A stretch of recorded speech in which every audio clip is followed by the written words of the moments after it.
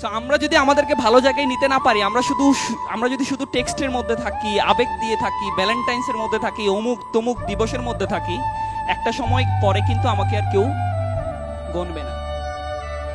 আমার এক ছোট ভাই ছিল, সে বিশ্ববিদ্যালয়ে চান্স পাওয়ার আগে তার আত্মীয় স্বজন তার খোঁজ খবর নিত না। মেবি আপনাদের সাথেও হয়েছে এরকম। আপনি যখন জীবন নিয়ে খুব বেশি স্ট্রাগল করতেছেন, আপনি যখন ভালো একটা বিশ্ববিদ্যালয়ে পড়ার জন্য চেষ্টা করতেছেন, আপনি যখন একটা ভালো ক্যারিয়ার করার জন্য চেষ্টা করতেছেন, আপনার যখন অনেক বেশি নির্ঘুম রজনী ছিল, অনেক বেশি কষ্টের সময় ছিল, কয়েক বেলা না খেয়ে থাকার সময় ছিল, সেই সময় কিন্তু আপনার ওই আত্মীয় স্বজন যারা একটু ভালো আছে আপনার চেয়ে, তারা কেউ আপনার খবর নেই। ঠিক আপনি যেদিন থেকে চাকরি পেয়ে গেছেন, আমার ছোট ভাইটা বিশ্ববিদ্যালয়ে চান্স পেয়েছিল, তাকে বলল যে বাবা বাড়ি যাওয়ার আগে আমার কাছে এক বেলা খেয়ে যাবা, কারণ তার একটা সুন্দরী মেয়ে ছিল। চিন্তা করছে এই ছেলেটা যেহেতু ভার্সিটিতে চান্স পাইছে, বের হওয়ার পরে তো সে ভালো একটা জব পাবে, সো এখনই লাইন গার্ড ঠিক করতে হবে। আমাদের সাথে কিন্তু হয়ে যায়, আমাদের সোসাইটি কিন্তু এমন, আমরা চেঞ্জ করতে পারি নাই। এই জায়গায় আপনার যত ভালো জব, আপনার যত ভালো ক্যারিয়ার, তখন দেখবেন মানুষজন আপনার আশেপাশে ঘুরঘুর করতেছে, বাট আপনার ওই কষ্টের সময় কেউ কিন্তু ছিল না। ছিল কারা জানেন? কারা জানেন? আমি 28 দিনের একটা রুমে ঢুকেছিলাম। বের হওয়ার পরে আমার টার্গেট ছিল যে কোনো মূল্যে আমি পড়াশোনা খুব কম করতাম।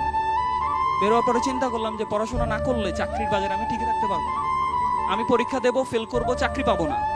তখন ডিসিশন নিলাম যে না, যেভাবেই হোক একটা হার্ট এন্ড সোল ট্রাই করতে হবে। একটা রুমে ঢুকলাম, দরজা লাগাই দিলাম, 28 দিনের জন্য পড়াশোনা করলাম। টার্গেট ছিল বাংলাদেশে একটা সরকারি চাকরি করব। বের হলাম।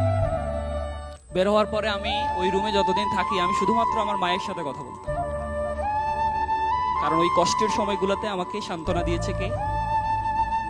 আমার দুঃখের, কষ্টের, সুখের সবসময় কে পাশে থাকে? আপনি একটু নিজেকে নিউট্রালি একটা জায়গায় নিয়ে এসে চিন্তা করে দেখেন তো, আপনার মানিব্যাগে যখন টাকা থাকে তখন আশেপাশে কারা ঘুরে, যখন থাকে না তখন কারা খবর নেই? আমাদের সোসাইটিটা এরকম। আমি একটা ইন্টেনসিভ একটা প্রিপারেশন নিয়েছি, নেওয়ার পরে বাংলাদেশে যত চাকরিতে আমি ওই সময় অ্যাপ্লাই করেছি, আলহামদুলিল্লাহ সব চাকরিতে আমি টিকেছি।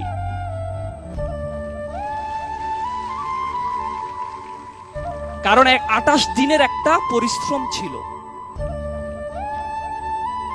ওই 28 দিন কিন্তু আমি বের হই না। আপনারা হয়তো স্বপ্ন চিন্তা করতেছেন, না কিভাবে সম্ভব, ফেসবুক, টুইটার, মেসেঞ্জার এগুলো ছাড়া কিভাবে সম্ভব? ছিলাম কিন্তু। এরকম যারা একটু চিন্তা করে যে না, আমি আমার স্বপ্নটাকে বাস্তবায়ন করতে চাই, করতেই হবে, আপনাকে উপায় নাই।